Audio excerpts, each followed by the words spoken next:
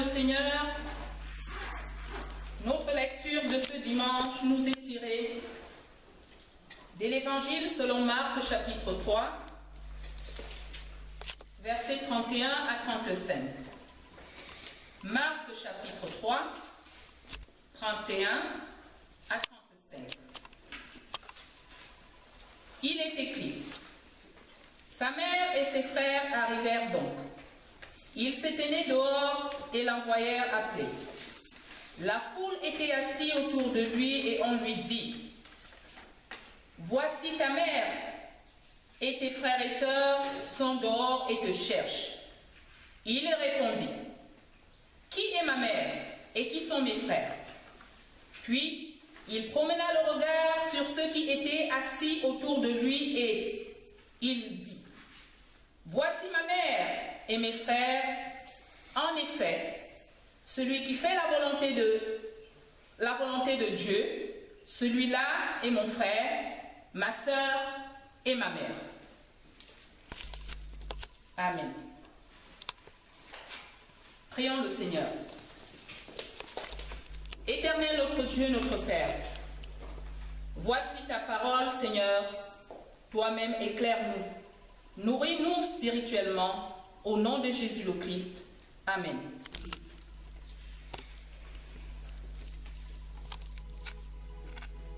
Frères et sœurs dans le Seigneur, nous voyons ce qui est marqué dans le texte. Jésus était à la montagne avec ses disciples, là où il a établi les 12 disciples. Il chassait les démons, il rend tout ce que vous connaissez.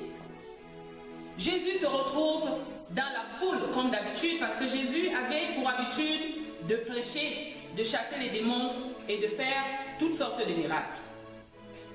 Jésus se retrouve donc entouré de la foule. Et le texte nous dit que sa mère et ses frères, ils arrivent pour chercher Jésus. Lorsque la famille de Jésus arrive pour le chercher, c'est forcément pour une raison. Parce qu'on considère, la famille de Jésus considère que Jésus a perdu la raison. Parce qu'après tout ce qu'il a eu à faire, comme miracle, il continue à publier la bonne nouvelle, il continue à être entouré de la foule. Naturellement, pour sa famille, on trouve que Jésus a perdu la raison.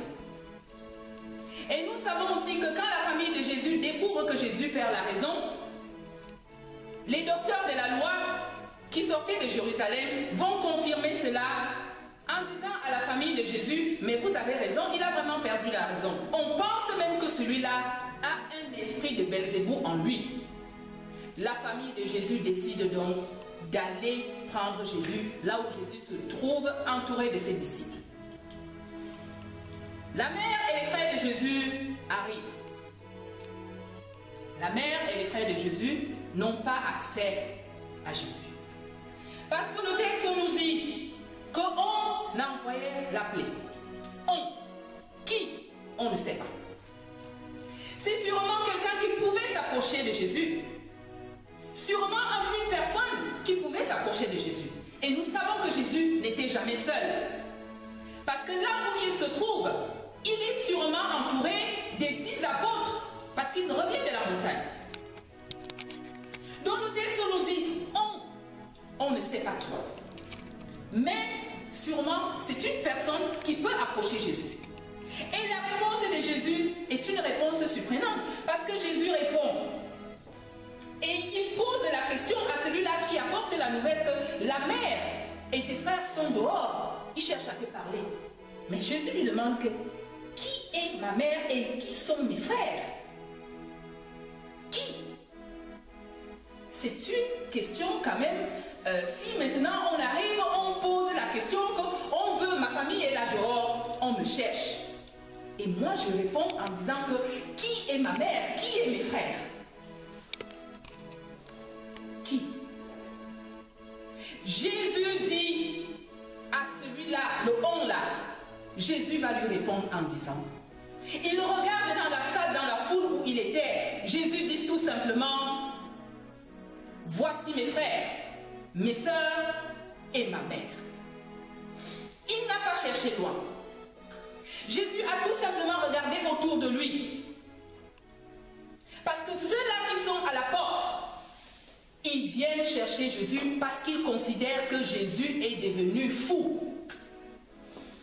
Comme en France, on dit il a pété les plombs.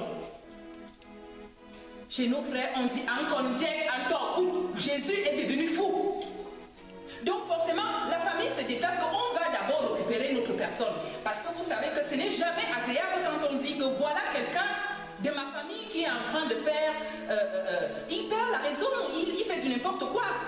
Donc sûrement par honte, la famille se dit on va aller récupérer notre personne. Mais quand ils arrivent, Jésus fait comprendre à la personne, on ne sait pas qui, que mes frères, mes sœurs et ma mère, ils sont dans la salle. Il va terminer en disant que celui qui fait la volonté de Dieu, celui-là est mon frère, ma sœur et ma mère. Parce que nous savons que Jésus va quand même faire une déclaration décisive sur ce qu'un véritable engagement en tant que disciple de Christ. C'est un engagement en tant que disciple de Christ, ça explique une relation spirituelle qui transcende la famille naturelle. Mais il reste ouvert pour tous ceux qui ont reçu le Christ, ont reçu l'Esprit de Dieu et la capacité de venir à Christ dans la repentance de la foi, ainsi que la force de vivre leur vie dans l'obéissance de la parole de Dieu. Jésus voit là sa famille autour de lui et pas dehors. Frères et sœurs, nous voyons ce qui se passe autour de nous. Nous avons des familles, nous sommes nés dans des familles. Nous avons des amis. Chez nous, les Boulous, tout le monde est Enya, Anya, Amojam. Chez les autres, Anyadom. Chez, je ne sais, il y a toutes sortes d'appellations. Mais les frères et sœurs, ce sont ceux-là qui partagent la parole de Dieu ensemble.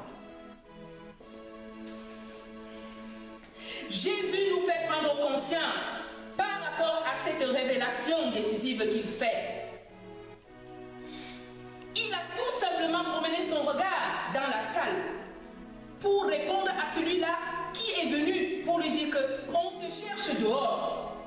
Jésus va dire, voici mes frères, mes sœurs et ma mère.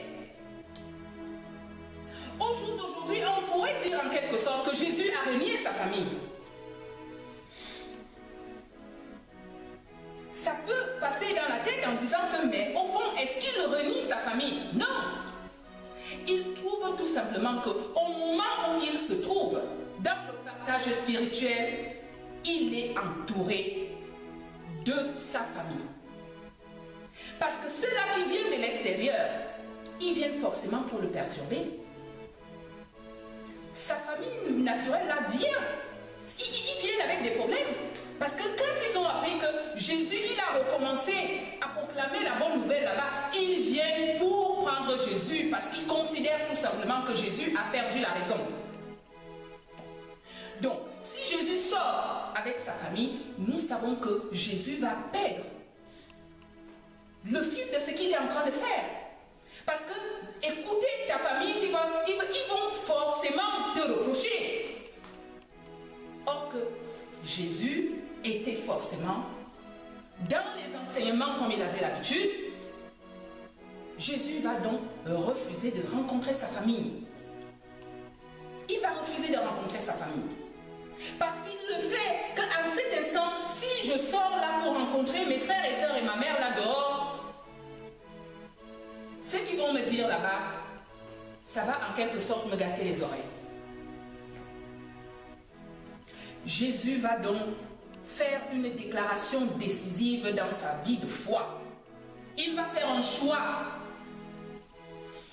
Parce que nous le voyons au plus loin dans le livre de Matthieu, chapitre 12, verset 46. Comme Jésus parlait encore à la foule, sa mère et ses frères qui étaient dehors cherchaient à lui parler, quelqu'un lui dit, ta mère et tes frères sont dehors et cherchent à te parler. Mais Jésus répondit à celui qui lui parlait, qui est ma mère et qui sont mes frères?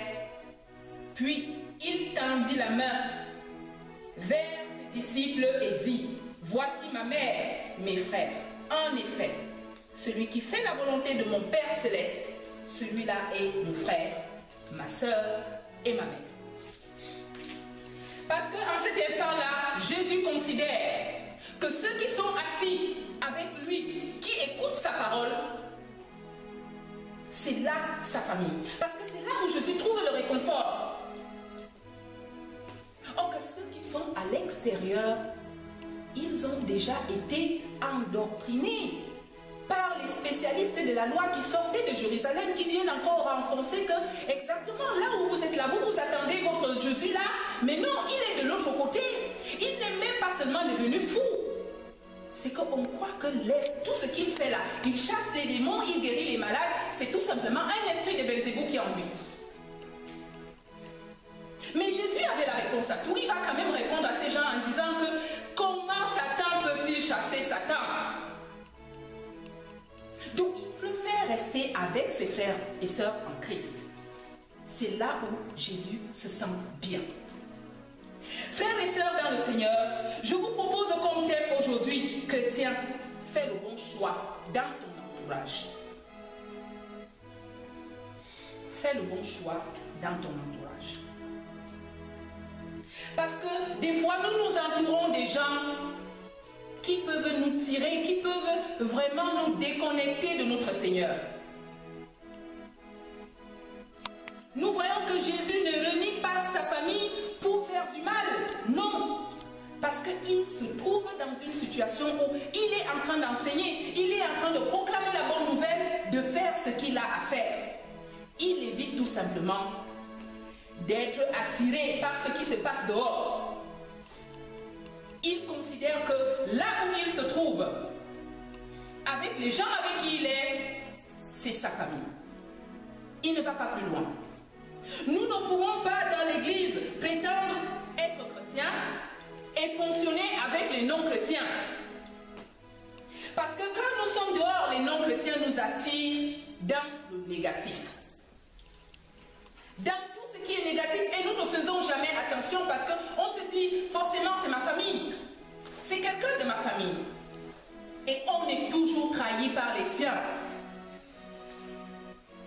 Quand on est dans la prière, quand on est dans la parole de Dieu, frères et sœurs, regardons autour de nous. Parce que c'est autour de nous qu'on a sa sœur, qu'on a son père, sa mère, son frère. Des fois, dans la société d'aujourd'hui, ça peut être dur.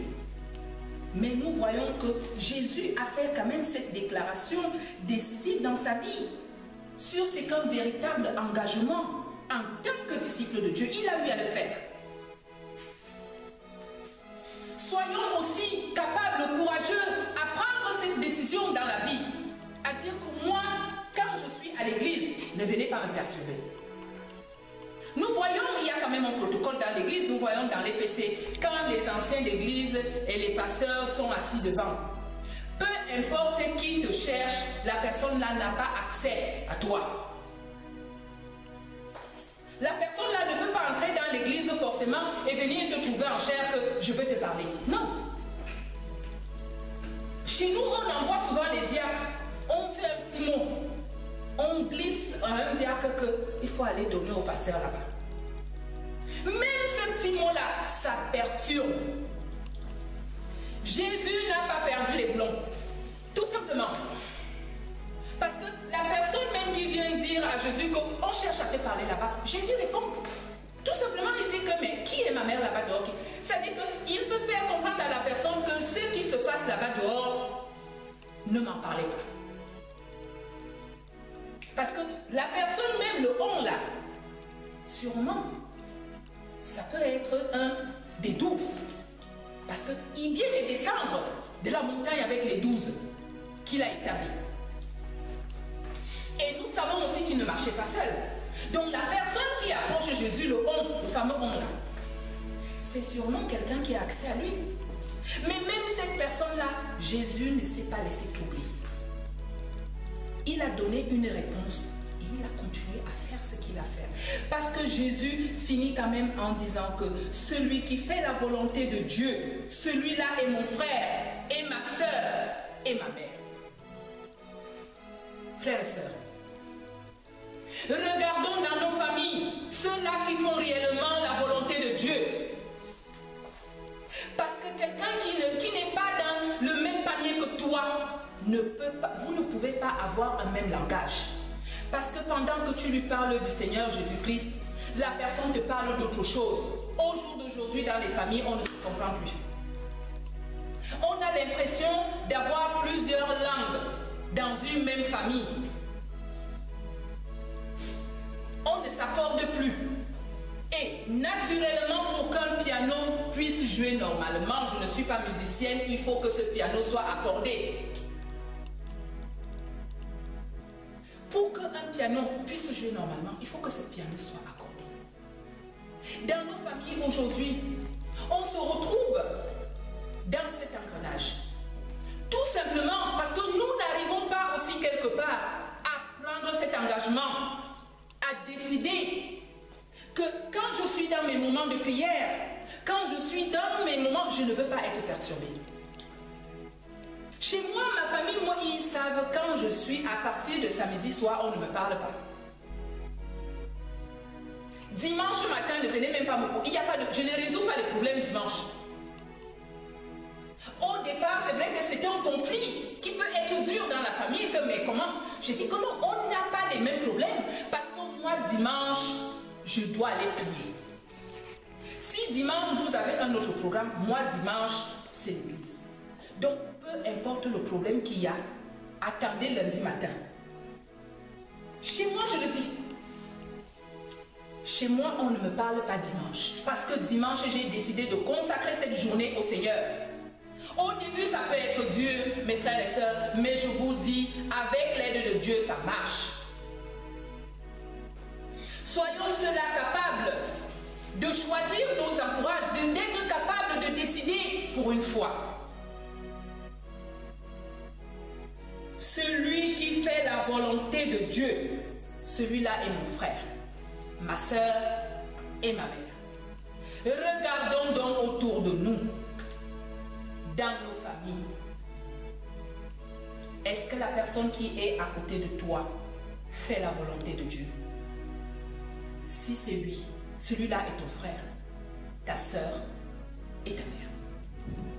Mais si cette personne ne fait pas la volonté de Dieu, ce n'est pas la peine qu'on se mente. Ça ne peut pas être ta soeur, ça ne peut pas être ton frère. Non, c'est faux. Soyons donc capables et très vigilants de regarder autour de nous et surtout de faire le bon choix. Et c'est que comme ça qu'on pourrait avancer avec l'aide de Dieu. Amen. Chers frères et sœurs en Christ, nous prions. Seigneur, nous venons d'écouter ta parole par l'intermédiaire de ta servante. Il en ressort ce message. Chrétien, fais le bon choix dans ton entourage. Seigneur, apporte-nous donc intelligence et discernement pour que nous puissions distinguer notre vraie famille.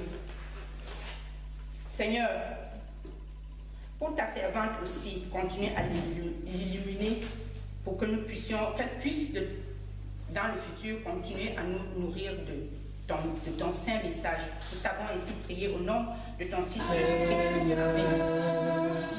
Père,